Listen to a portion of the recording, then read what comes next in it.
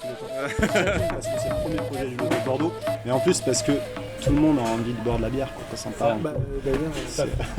L'idée du Lotec Bordeaux, c'est aussi de pouvoir favoriser l'utilisation de Lotec. Ça a été notamment le cas avec le poêle dragon. Moi, j'ai pu bénéficier de l'accompagnement du Lotec Bordeaux pour justement créer ce poêle-là, qui est un poêle créé sur le modèle de celui fourni par Barnabé Chaillot, qui est un youtubeur qui fait de la Lotec sans le dire. L'idée en fait c'était pour moi d'avoir une preuve de concept où le but c'était de construire mon poêle dragon à partir d'une bouteille de gaz, de différents matériaux sourcés pour ensuite voir s'il était possible de brasser de la bière de manière amateur, hein, c'était 15-20 litres à ce moment-là. J'ai pu voir que c'était possible et en fait moi l'idée du projet derrière c'est de pouvoir monter une brasserie pour laquelle tous les impacts qu'ils soient environnementaux, sociaux, économiques, soient mesurés, qu'on puisse dire voilà, la brasserie, effectivement, elle a émis cette année, je dis n'importe quoi, 1000 kg équivalent CO2. L'année prochaine, on va essayer d'en faire 850 en mettant ça en place.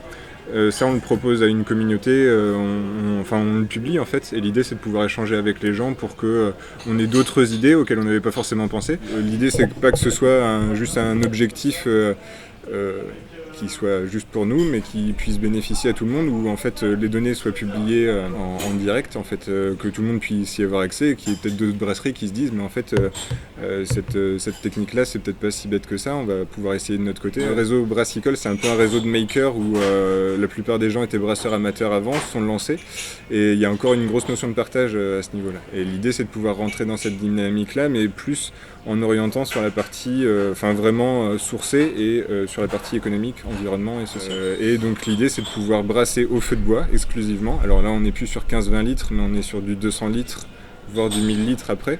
Donc chauffer 200 voire 1000 litres d'eau à l'ébullition c'est quand même un bon challenge avec un poêle qui ne consomme pas trop et sans utiliser une quantité de bois faramineuse. L'idée c'est aussi de mesurer la consommation d'eau. On voudrait faire en fait une brasserie low-tech, zéro déchet, et donc là aussi il y a une mesure de consommation de déchets à gérer. La partie sociale, l'idée ce serait de pouvoir travailler et de reverser une partie de nos bénéfices à des associations pour justement booster leur démarche locale que personne d'autre ne mène en fait et qui bénéficie vraiment au territoire. Toute l'idée c'est vraiment de pouvoir partir d'un projet assez convivial comme celui de monter une microbrasserie, de pouvoir sensibiliser par un biais qui est assez atypique, ramener des gens pour qu'ils consomment de la bière et leur dire regardez comment elle a été faite. Après ils sont intéressés ou pas, tant pis, tant mieux, enfin c'est eux que ça regarde.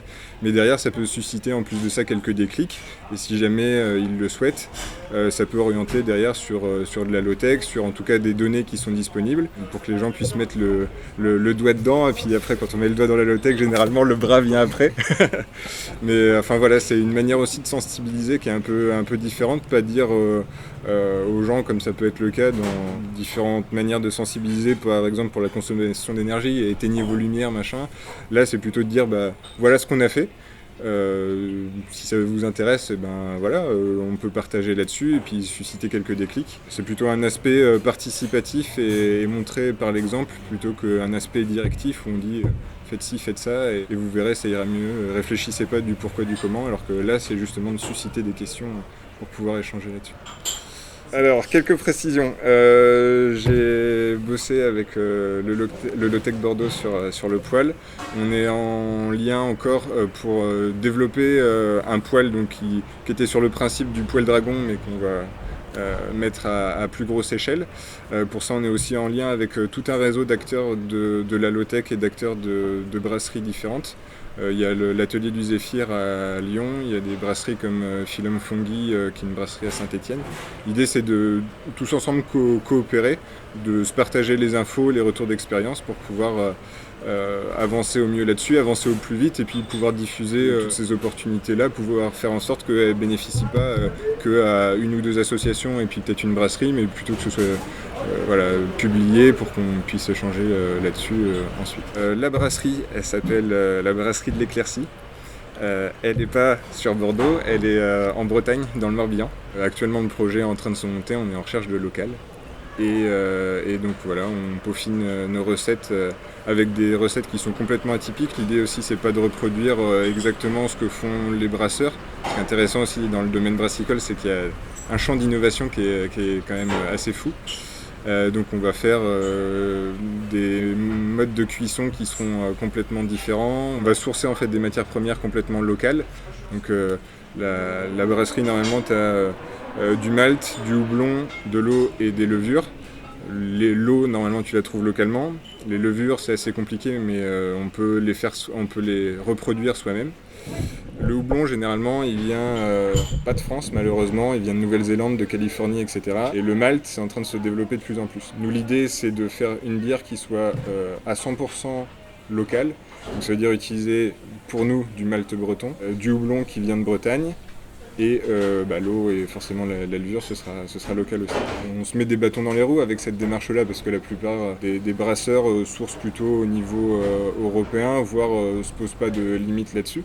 Et on peut les comprendre, hein. Si leur recherche c'est le goût par exemple ou avoir tel type de bière, ils peuvent venir chercher ça à l'autre bout du monde et faire un super breuvage. Mais si on se fixe une démarche locale, nous c'est 150 km autour de chez nous, ça veut dire que le houblon, il faut le trouver localement.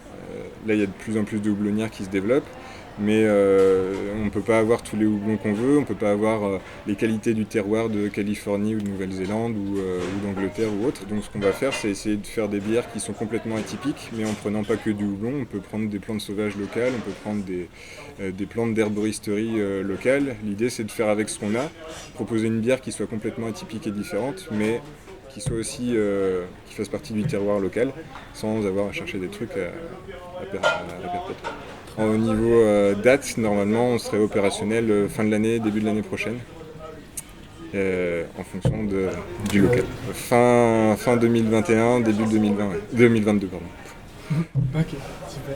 On retrouve beaucoup dans les modèles low-tech et ces modèles-là qui sont en train de se développer, c'est la coopération entre acteurs. Il y a peu de... je vais garder ces données pour moi parce qu'elles sont stratégiques. En fait, on n'œuvre pas pour nous à la base. On œuvre vraiment pour une communauté ou pour des idéaux, entre guillemets. L'idée, c'est d'œuvrer, par exemple, pour plus de résilience. Donc c'est en termes d'environnement, en termes d'appropriation des outils. Et donc ça passe vraiment par une coopération. Et c'est ce qui est super intéressant, c'est qu'il y a vraiment un partage de connaissances. En fait, on passe du temps à échanger avec différents acteurs, on rencontre beaucoup de monde à chaque fois. Ça peut être un peu plus lent au départ, mais au final, la coopération est telle que on n'est pas 2-3 cerveaux à bosser là-dessus, mais on a une communauté énorme, on a des expériences diverses et variées, et ça c'est vraiment une super opportunité. C'est aussi super intéressant en termes humains, c'est que on reste pas tout seul dans notre coin à se dire qu'est-ce qu'ils font à la concurrence ou autre.